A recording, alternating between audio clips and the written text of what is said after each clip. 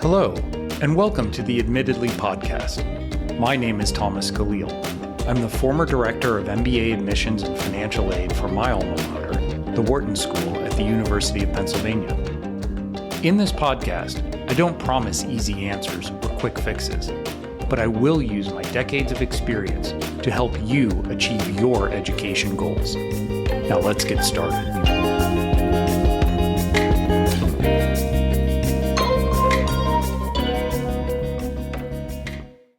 Host Thomas Caleel, and today we're going to talk through some of the many questions that we've been getting recently from our listeners.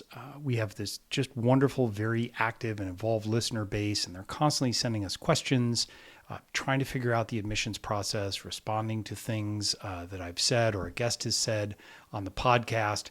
And I want to make sure that we honor those questions and pay attention to them. So we've taken a selection, and we'll keep working through these questions throughout the year. Please keep an eye out for our question of the week, shorter podcast just to kind of jump in and answer a listener question. So let's start with the first one. A listener from New York asks, what SAT or ACT score do I need? Very simple, very to the point. And let's start by saying, of course, that not all schools require standardized testing. It's a big change during COVID, and I think one that many schools have decided to keep. I think that they look at it as a way to increase intellectual, socioeconomic diversity in the class, and a way to give various students the opportunity to present themselves in the best possible light. Now, if you are going, let's say, to a private school, in a good neighborhood, upper middle class background, I would say that not taking the test may work against you. There will be questions why you didn't take the test. Why didn't you prepare? Because you're in an environment that supports and encourages and is aware of testing. So that's something to consider. If you take the test and you don't do well, be sure to mention that in the additional information essay. It's okay to say, look, I tried, I prepared, I studied, I took the test several times and just couldn't get a good score, and I've chosen not to submit it. If you think that the test, however, is going to bolster your academics, let's say you have good grades and you say, you know what, I'm going to take the test just to reinforce that, great. If you maybe have a wobble in your grades, your year was not so strong, you might decide to take the test as a way to prove to the admissions committee, hey, I know my sophomore year wasn't great. I had a lot of things going on in my life. And of course, we're going to address that in an essay. But let me take the test just to demonstrate to you my capabilities. So there's a lot of options there for not taking or taking the test. But I'm not answering the question, right? The question specifically asked, what score do I need? There's no specific hard and fast rule here. Look at the schools that you're considering and go take a look in their admissions statistics and see what the average SAT and ACT scores are. What is the range? Okay? And be realistic about that. A lot of people will look at the average score and in their mind, even though they know that it's an average, in their mind, that's the minimum bar. And it's very important to realize that with any average, there are scores above and scores below. Be realistic. If a school's average SAT, for example, is 1,300 and you scored a 600, you may not want to submit that score. In fact, I would encourage you not to submit that score. But if you got a 1,200 or 1,150, you're not out of the running, right? Because if you look at the score range, it's probably somewhere 900 to 1,600, right? So you're well within the range. You're comfortable within the range. So I think be realistic, right? Look at what the data show and make your best decision based on where you are academically, what your background is, and how well you did on the particular test. Please also note that some schools will allow you to super score, that is, pick the best sectional score from the several SAT or ACTs that you've taken. That can really kind of highlight your ability to perform on the standardized test, and that's something you might want to take advantage of. Okay, question number 2 comes from Texas, and certainly was in response to the New York Times article recently that touched on legacy admissions and looked at income disparity in incoming and graduating classes in what they referred to as Ivy Plus schools. What does a legacy mean? Legacy means that an immediate member of your family attended the school: father, mother, sister, brother. Certainly the Ivy Plus institutions, many of them do consider legacy as a data point. Okay, it's not what it used to be, in that, having several generations attend the school is an automatic in. For that, I would encourage you to Google John F. Kennedy's admissions essay to Harvard for a little bit of a laugh. But legacy, we can't pretend that legacy does not have an impact on certain schools. But there are many, many schools out there, many exceptional schools. And if you look at the large, for example, state universities, some of which are truly, truly exceptional, some of the best universities in the world, they do not consider legacy. And so that might be an option for you as well. We're also seeing more and more of the top tier schools specifically coming out against legacy admissions. I would say the forerunner, the leader on that is MIT. So you may want to consider that as well. Oh, look, this school does not give any preference for legacy. And so my disadvantage, if we want to call it that, there is rendered null and void. Okay. Question number 3 comes to us from California. And this person writes, what should I write on my Common App essay? What should it be about? It's that time of year. It's currently the end of July. The new Common App opens on August 1st, and students are getting a little bit nervous, right? And there's a lot of advice out there.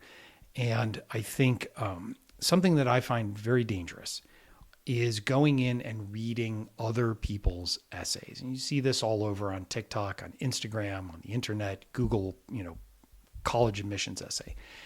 And you read purportedly successful essays from students. And I think that when you look at those essays in a bubble, just one off, it's very hard to understand it's impossible to understand what the entirety of the application looks like. And so you don't really get a sense of what the admissions officer is seeing or thinking when they are decisioning that file. You're seeing one little snapshot. And certainly you'll see some examples of excellent prose and excellent writing.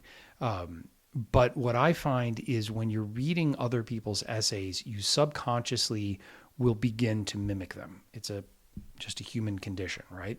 It's hardwired into our lizard brain. And so I would caution you against reading too many essays. I would tell you to take those essays with a grain of salt. I've done an episode already on ChatGPT. Please do not use ChatGPT. It will turn out something that is technically correct. Your parents will probably like it, but in the mass, deluge of 50, 60,000 plus applications that the top schools are looking at, you definitely will not stand out in any way. What I want you to do is find your voice. Again, we've talked about this many times, right? What is your strategy? What do you need to convey to the admissions committee? What are you trying to tell them about yourself? And I really need you to push beyond the cliche. I was talking to a student the other day and they said, well, I started this business and what I really want to do is talk about my tenacity and perseverance in building this business. And I talked to the student and I said, well, okay, but how is your tenacity and perseverance any different than athletes who reach, state level recognition or overcome an injury, or musicians who start a band and maybe get a record deal or self-publish an album? And so, these are all things that you have to kind of go down to core principles and pull it apart. And through the conversation, what we realized is that this student loved finding cracks, loved finding inefficiencies in things. and going in and saying, okay, not only how can I do this better, but how can I innovate on this, right? Because something's broken here. The consumer is telling me there's something not working here. So how do I figure out what they need? How do I think 2 steps beyond? And then how do I provide that for them? And that is a much more interesting essay than just how I persevered and overcame hardship. Now, certainly there are students for whom hardship is an integral part of their story, and embrace that, lean into it, tell your story, speak your truth, but don't get caught up in what I would say are cliches. Don't take the first thing that pops to mind. Don't take the easy path, and beware as well of too many voices in the essay. You're welcome to let your parents read your essay. You're welcome to let your English teacher, if they want, read your essay, but I would politely ask them to not make edits. They can give you verbal feedback, but the minute they start editing, you destroy the element of your voice, you destroy the flow of the essay, and as an experienced reader, I promise you I can read the essay and tell where your voice stops and another voice has been layered on top of it. Okay, we're on a roll here. Question number 4. And this is a very, very interesting question. This is also from California. I have accommodations at school for a diagnosed learning issue. Should I tell colleges that I'm applying to? Okay. I understand that not everyone is comfortable talking about a learning challenge or an IEP or a diagnosis that they've received. I respect that. But schools, colleges, universities are just like your high schools. They want to help you. They want to provide a welcoming learning environment where you can succeed. Right? They're there to teach you, and they understand that each of us has a different way in which we process and retain information. So my strong preference is absolutely, we want to be very upfront with this. And the Common App usually gives us an essay for additional information. And that's where you can talk about that. We don't need to be overly dramatic. We don't need to make a big deal out of it, but simply saying, look, I have an IEP, or I receive these specific accommodations. This is how if you're comfortable saying this is what I've been diagnosed with. And this is how I have created different systems, processes, whether it's tutoring or special highlighting that you do, or note-taking or conversations, or whatever it is that you do, or extra meetings with your teachers. But this is how I have learned to excel, right? Hand in hand with my diagnosis. And the colleges appreciate that. It will put your achievements in perspective. If maybe you had a bump in there in your transcript, you might talk about how you changed your approach. Perhaps you changed your medication. Perhaps you changed the way that you approach your exams or homework. If you've excelled in school, then it really lets the university know, hey, despite these challenges, this student really, really brought everything and did fantastic. So I am absolutely in favor of disclosing. I'm not sure that I would make that a full Common App essay unless the learning challenge is an integral part of your day-to-day existence, because I think that there's more to you than that, and it belongs primarily in the additional information section. Keep it short and sweet, maybe 200, 250 words would be my guideline. Don't use all the space available, right? As I say often, Mark Twain, I would have written you a shorter letter, but I didn't have the time. Brevity is difficult. Being concise is difficult, but it's greatly appreciated by the readers. Okay. Question number 5 comes to us from Chicago, Illinois. And they ask, how can I pick a major?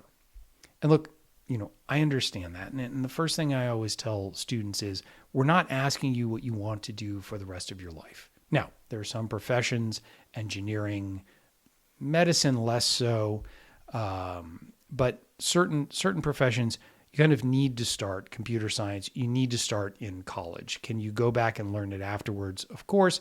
But if you want to be an electrical engineer, right, you get your BS in electrical engineering, you go and get your master's, perhaps even a PhD. It's kind of hard to migrate your way over to engineering if you majored in art history, right? Medical school has gotten a lot more flexible, more along the lines of law school, where you can, as long as you take the certain prerequisite courses, can major in pretty much anything you want, take the MCAT or the LSAT, and make that next step into graduate school. But by and large, college is teaching you how to think, how to develop arguments, how to defend arguments, how to be much more mature in your thinking and reasoning skills.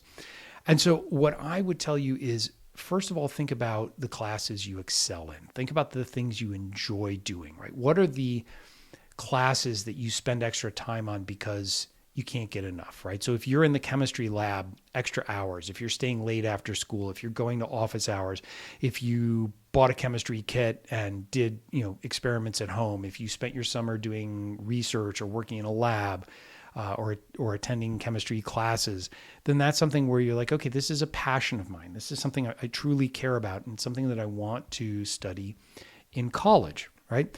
If you're unsure, you can choose undeclared. That's a little bit risky in my book, because I think that if you spend the time looking at the majors, if you look at the websites, you can start to get a sense of, ooh, this is interesting to me, right? And it's okay to say, I'm not entirely sure. I really love psychology.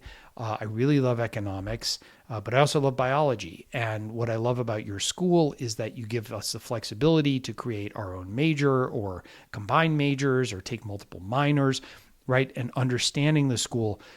And let's face it, when you get in, you always have the opportunity to switch, right? It may require a little bit of extra work. It might require some summer school or even an extra year.